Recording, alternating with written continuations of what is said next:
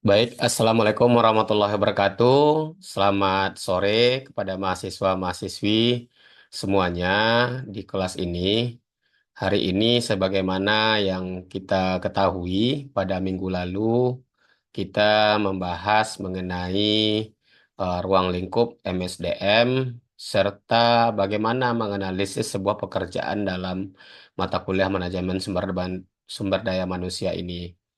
Hari ini kita bertemu kembali sebagaimana yang telah diatur melalui RPS kita, bahwasanya kita akan membahas mengenai terkait dengan penarikan sumber daya manusia dan proses seleksi sumber daya manusia. Untuk itu, mahasiswa-mahasiswi, sebelum kita memulai mata kuliah kita ini, pertemuan yang hari ini, marilah kita untuk berdoa sejenak, mengharap ridho Tuhan Yang Maha Esa, sehingga segala ilmu yang kami sampaikan ini dan diskusi ini bisa bermanfaat bagi kita semua. Berdoa mulai, selesai. Baik. Sebagaimana ini kita akan share screen kepada mahasiswa-mahasiswi semuanya materi yang kita sampaikan hari ini. Untuk dimohon tunggu sebentar ya, kami share screen dulu.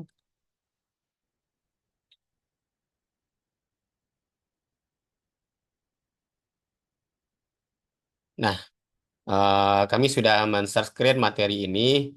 Untuk itu, hari ini berbicara penarikan sumber daya manusia tentu tidak jauh berbeda dengan apa yang harusnya dilakukan dalam proses mengetahui sumber daya manusia itu sendiri.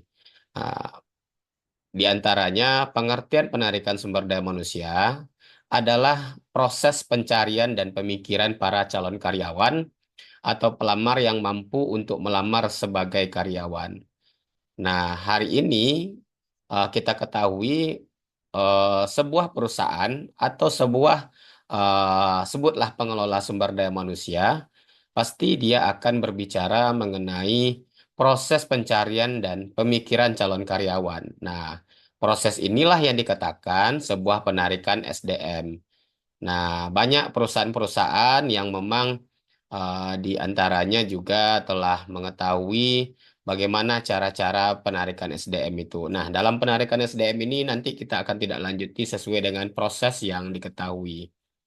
Nah, proses ini dimulai ketika para pelamar dicari dan berakhir bila lamaran aplikasi mereka diserahkan. Nah, artinya penarikan SDM ini dimulai dari seorang pelamar. Nah, andai kata mahasiswa-mahasiswi semuanya ketika sudah sarjana, maka akan memulai proses penarikan sumber daya manusia. Nah, penarikan sumber daya manusia ini dikatakan dengan cara memberikan lamaran sampai dengan prosesnya itu berakhir. Nah, sampai mereka menyerahkan lamaran. Nah, hasilnya adalah sekumpulan para pekerja dari mana para karyawan baru selesai eh, memberi memberi karyawan itu diberi dalam sebuah proses seleksi. Untuk itu, kita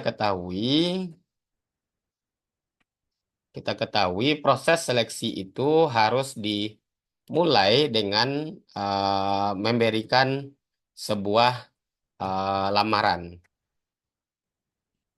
Nah, selanjutnya eh, di antaranya perencanaan sumber daya manusia ini dimulai dari mulai perencanaan sumber daya manusia. Artinya, inilah proses penarikannya dimulai dari perencanaan sumber daya manusia serta permintaan dari para manajer. Nah, setelah permintaan para manajer itu, maka adanya lowongan pekerjaan yang tersedia. Nah, jadi proses itu sudah mulai direncanakan seperti yang kita ketahui pada minggu lalu, kita berbicara perencanaan SDM, bagaimana sebuah proses itu harus dilakukan, baik pengembangan, pelatihan, sehingga lowongan yang pekerjaan ini tersedia itu diinformasikan kepada seluruh stakeholder. Nah, habis itu Nah, diketahuilah informasi jabatan. Nah, informasi jabatan melalui pendapat bendahara manajer dan memberikan persyaratan jabatan. Persyaratan-persyaratan jabatan dengan metode-metode penarikan. Nah, setelah itu, maka diketahuilah pelamar yang memuaskan. Nah, jadi kalau sudah mengetahui proses-proses seleksinya, Bapak mahasiswa-mahasiswi bisa melihat mana-mana saja pelamar-pelamar yang bisa memuaskan pelamarnya. Artinya di sini dia tahu apa yang menjadi target dalam lamarannya dalam sebuah seleksi pekerjaan itu.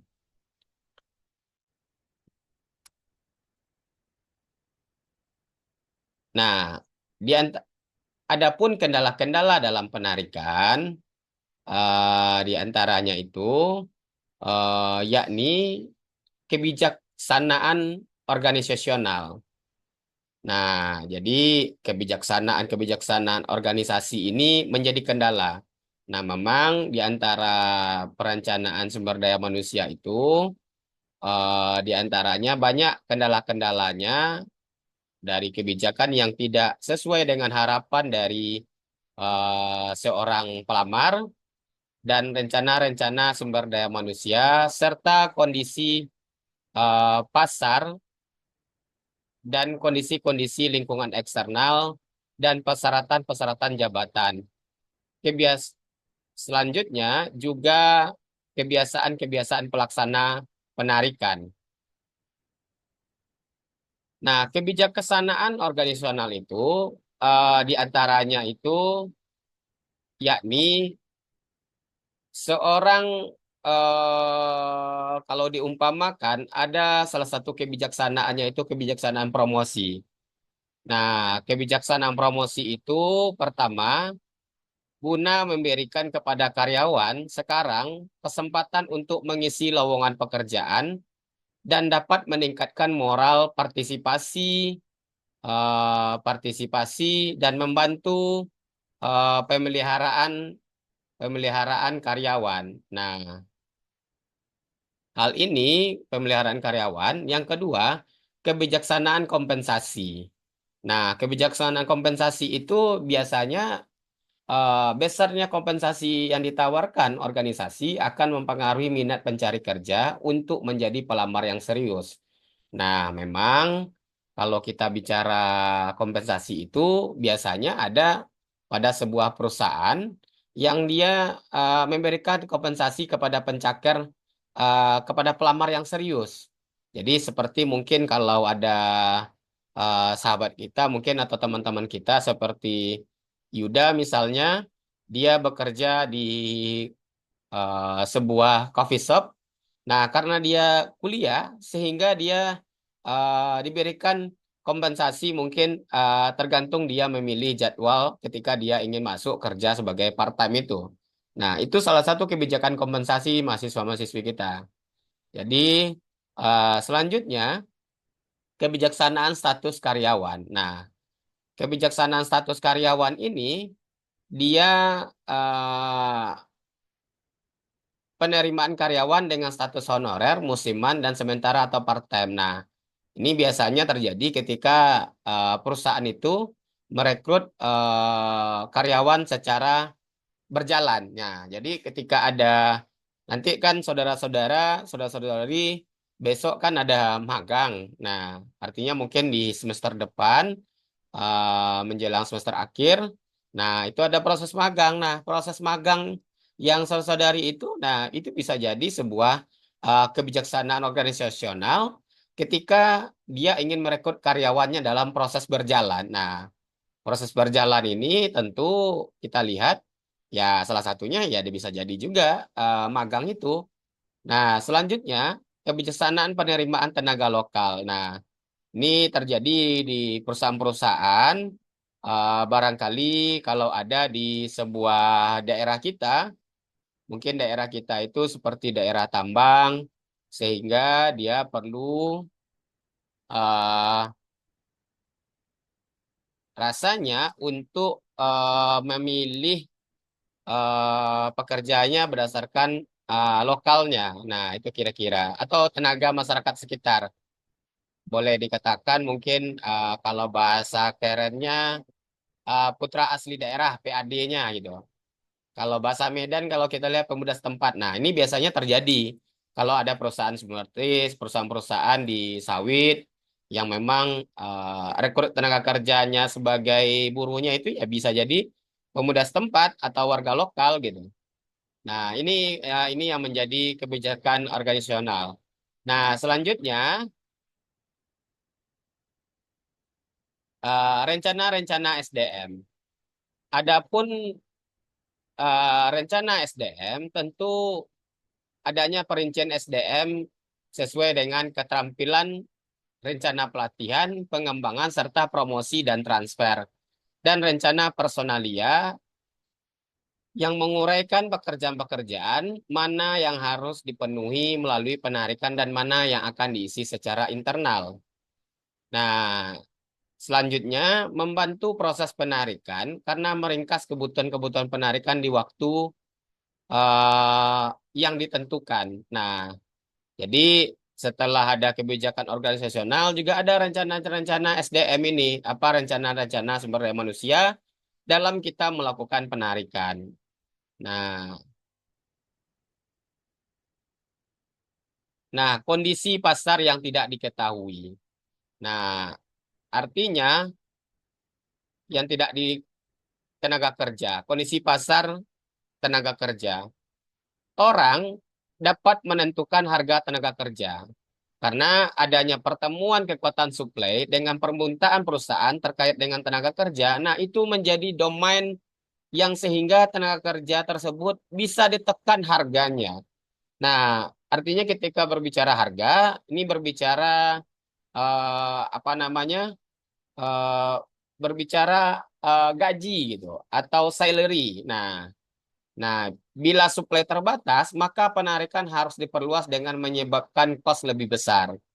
Nah, perusahaan ini dia punya butuh yang tenaga kerja, maka dia lebih banyak, maka dia harus memperluas tempat penarikannya.